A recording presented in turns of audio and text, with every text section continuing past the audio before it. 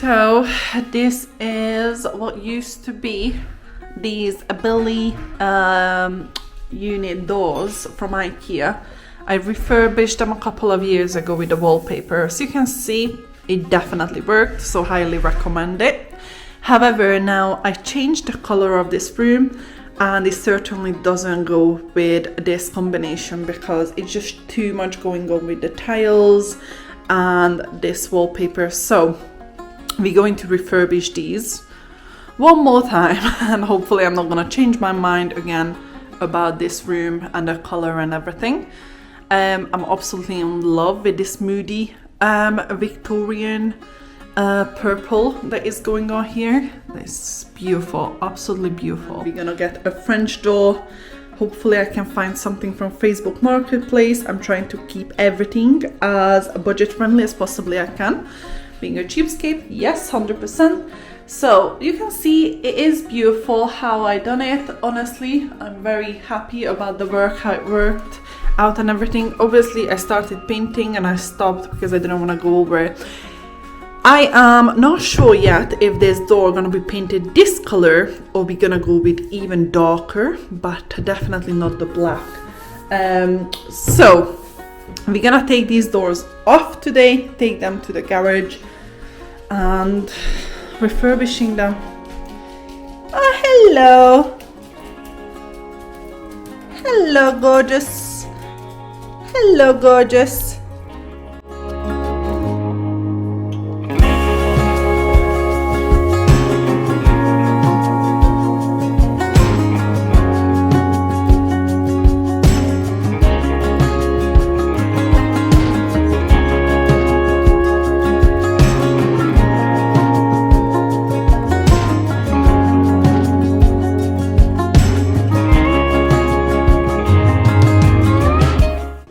Nice and beautiful is terrifying. So we're definitely gonna organize some here. I've seen from IKEA there is like little shoe holders, so I'm gonna try that to able to put more shoes in because otherwise it's just like this.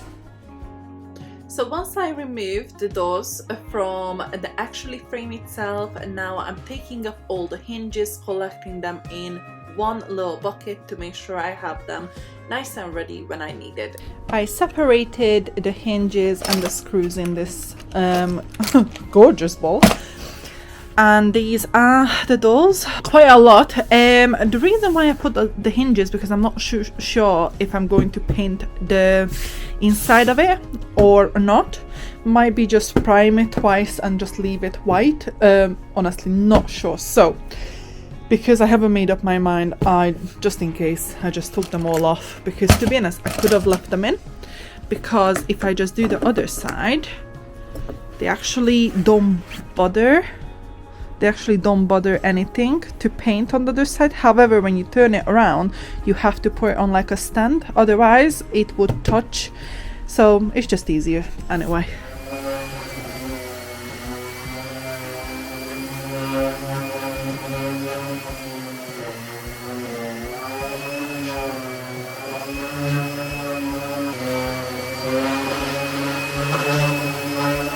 I'm going to explain a little bit about these two primers. There's loads of videos out there on the internet to tell you how you can upcycle or paint IKEA furniture, and obviously this video is again one of them. However, I'm going to clarify something about these two, because you can see that some people priming their units with this and some of them using this. So for someone who's a beginner, or even to be honest myself, I do get overwhelmed with the ideas and advices and everything that you can read all over the internet. So I'm just going to explain very simply. As you can see it, we're going to look at this 123 primer. This is basically a water-based one. So if your paint that you're going to use on the IKEA unit is water-based, simply you're using this primer. That's it. That's how simple it is. If you are using a silicone or latex based paint over it, then you're going to use this primer. And again, that's how simple it is. It depends basically what paint you're going to use, and that's how you're going to pick your primer. Because if you pick this and you pick a latex or a silicone based paint, it's not going to work well. It's not gonna last long. And the same here, if you're using a water-based paint and you're using this primer, again, not really gonna go well. So that's why it's so important to pick the right primer. My little magic trick, the sugar soap from Frenchic. Again, now I sanded everything. I'm just gonna wipe it off with this, let it dry, and then we're gonna apply our primer. My paint that I'm going to use is from Frenchic, and I'm using the Lazy Range. The Lazy Range is basically a paint range that you do not have to use primer or any sealer because it's all included, and basically that's why it's called the Lazy Range. So now you're wondering, why the hell would I prime it then if it clearly says no prime? So you can actually use this paint and it's going to work on your laminate IKEA furniture. You don't have to prime it. And on the back as well, it explains that it works very well on the laminate furnitures, and as we know, all IKEA furnitures, they are laminate, so that's why you usually seal them and prime them. So this is why I highly recommend, if you do not want to prime your furniture, that you just simply use this. So then why am I using my primer? What's the point? You're probably wondering. So the reason why, because I just want an extra protection, because these cabinet doors are going to be used on a daily basis. These doors will be opening, closing, literally every single day, probably 20 times. So that's why I'm just giving that extra protection. However, this is not a have to step if you are using this Frenchic paint, chalk and mineral paint. And all chalk paints, mineral paints are water based. So to do that, that's why I'm going to use this primer, because this is for water based. So I'm just gonna give a tiny bit of seal, just one coat of this, and then I'm gonna go straight over with this Frenchic paint. Like any painting jobs, hard is at the prep, so make sure you definitely sand those units down, or doors, or wherever you're actually refurbishing. Then give a good wipe with a sugar soap. It can be Frenchic, whatever is the cases. This will help to remove any sort of oil or anything like dust that is still left over on the unit, to make sure the primer will stick and the paint will last longer.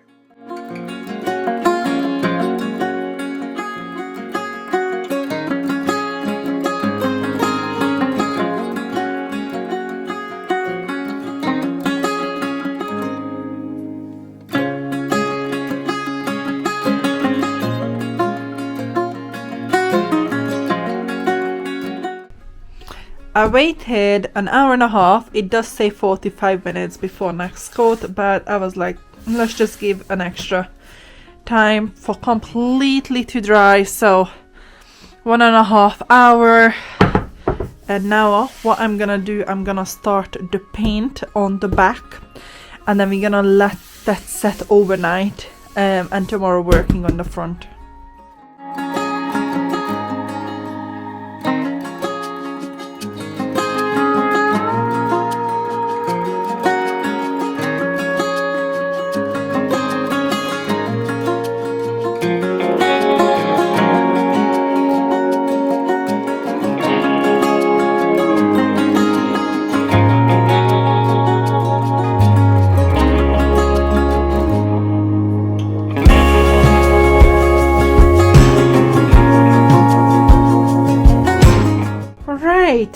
Look at that, with the primer and only one coat, and look at this coverage. I mean, unbelievable. So these are the back of the cabinets, and I'm only gonna put one coat because with the sealer it covers so well. Tomorrow, so we're gonna let this completely to dry, and then we will back tomorrow to paint the other side. I think one more thing I'm going to do tonight is, because it's quite late now and I'm freezing to death, but I'm gonna paint these so tomorrow I can finish basically the cabinets hopefully. Fingers crossed.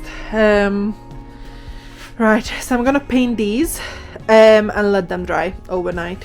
In wax, I'm just gonna wax these completely. This one, for example, I'm gonna clean a little bit because it's a reusing solvent. Plus, I'm gonna take these nails out.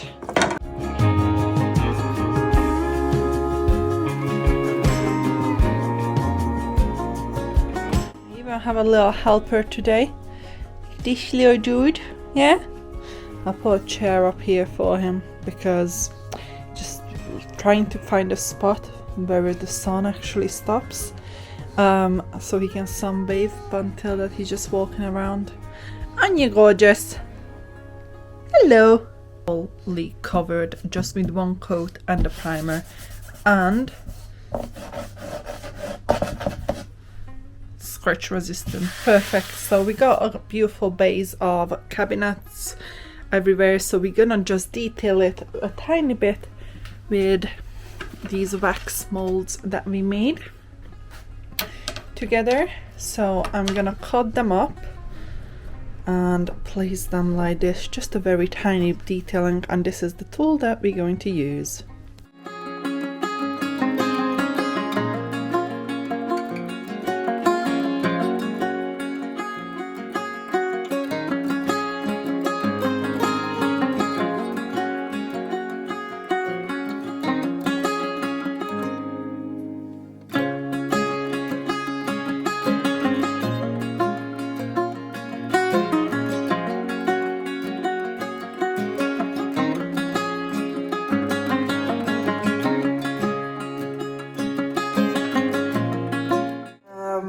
Handles from Amazon, so I'm gonna put them in the description box below. This is what we're gonna put on the unit. Hopefully it's gonna work.